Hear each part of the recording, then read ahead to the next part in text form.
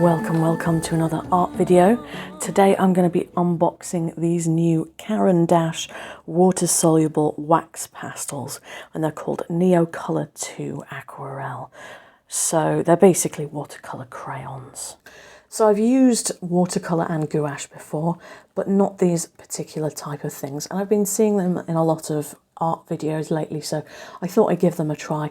They're not cheap, this brand, Caran d'Ache, so that's why I've just got a little tin to try them out.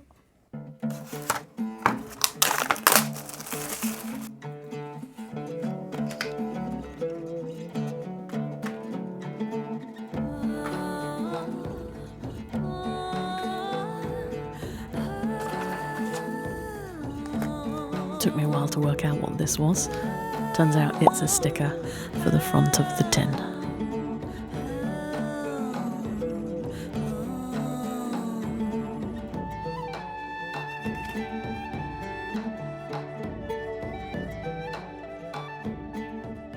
I imagined it would be like a child's crayon, and obviously it does look a bit like that, but it's not as brittle as I was expecting. I have seen somebody use these with brushes in the same way that you can use watercolor pencils by putting a brush on the end. But I've also seen people just using them like crayons and then dipping a brush into water and activating them afterwards, which I think is probably how they're meant to be used. I've also seen someone chipping off little bits onto the page, and I've seen somebody sort of wetting them and then doing that to flick little bits of colour. But to be fair, you could do that with any watercolour. You can just use a pan, get another brush and just do that. So there's no reason to particularly do that with these. I love that colour, but I am a fan of purple, so I guess I was always going to. I do like how bright the colours are. I don't know how well that comes across on screen, but these are really deep, bright colours. They're not really what I would call pastel colours, apart from maybe that one. So you can really get the full rainbow out of these. You've got a couple of skin tones there, but if you wanted a lighter skin tone, you'd have to mix that up with some of the others. So I'm going to try them out. I think I'll keep that out of there because then that just gives you enough room to actually get these in and out. Here's my sketchbook. It's kind of hard to fit all of this on the screen. And I'll just put some colours down. We'll start with doing it this way. Okay. So it's reasonably pigmented. I'm noticing, is that coming off my brush or is it coming off the pastel? My brush is very watery, so I think these little dots have come off with the brush, but that's fine. Let's try, I'll use the same one for comparison. Okay. Well, that's an interesting effect that you get when it is wet. So it's already activated.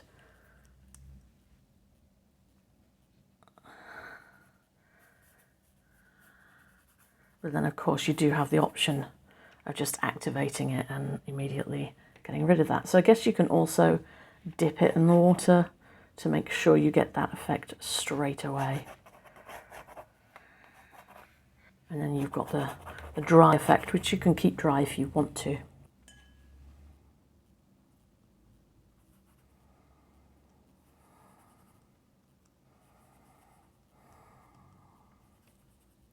I wouldn't say that it is intensely pigmented. I'd say it's just like any other watercolor, really.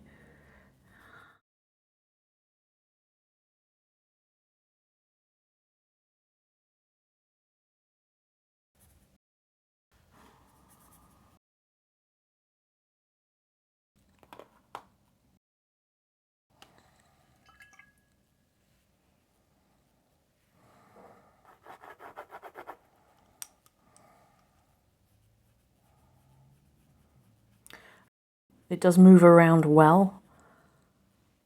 You know, with watercolor pencils, sometimes if you press too hard, you can't then move it around as much as you might like to.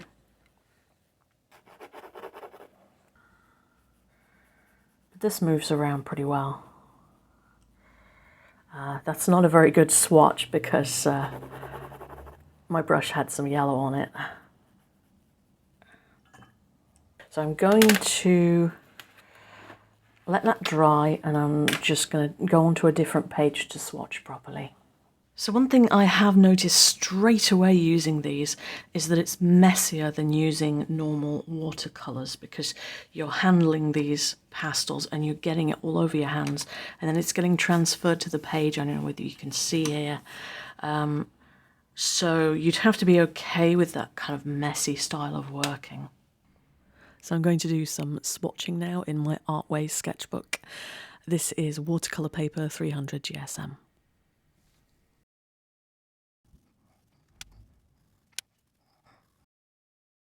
The yellow's going to have a little bit of green in it because it was already on the page from my hands.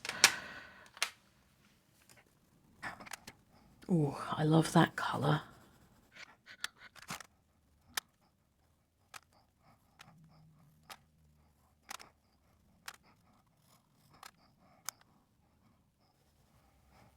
Not going to bother swatching white on white paper.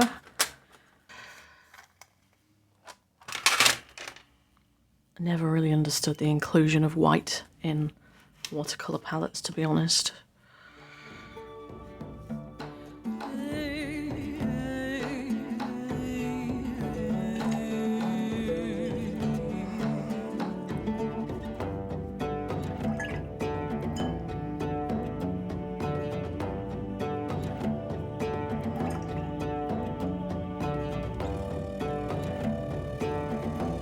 Trying to avoid that little bit of green there.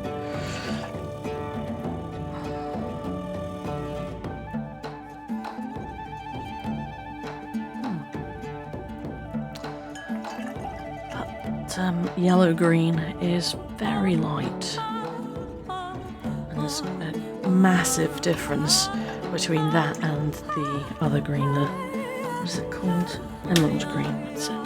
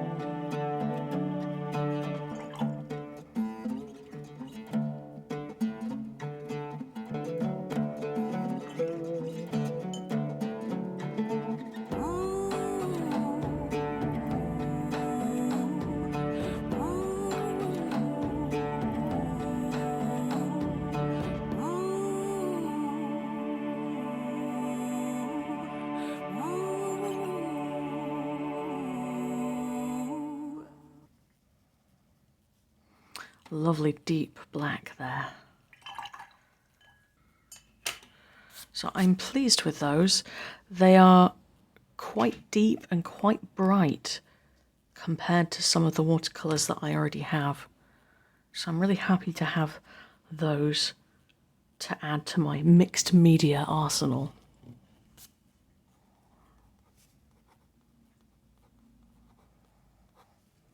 And I'm going to come back to this page that I was just playing on, and I'm going to do, I don't know, some sort of abstract background that I will come back to another day to finish properly.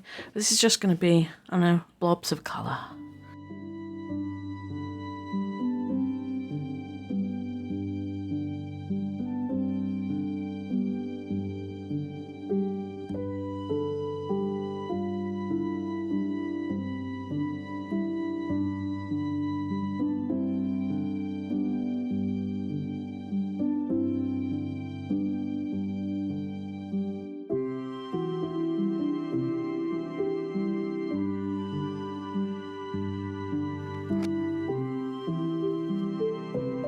Here I'm just looking up some questions about the Neo colours. It has excellent light fastness apparently. They're not permanent when dry, so if you want to seal them you'll need to use fixative or varnish. The suggestion for paper is mixed media paper. I'm using watercolour, so perhaps I will try mixed media instead. I do feel like at least hot pressed or mixed media paper might be better because there's less texture. And here I'm searching if it's artist grade, which apparently it is. Yay, first artist grade thing I own actually. Let me know what you think of the Neo colours and any tips that you might have for me. And if I pick up any tips, I will pass them on to you in another video.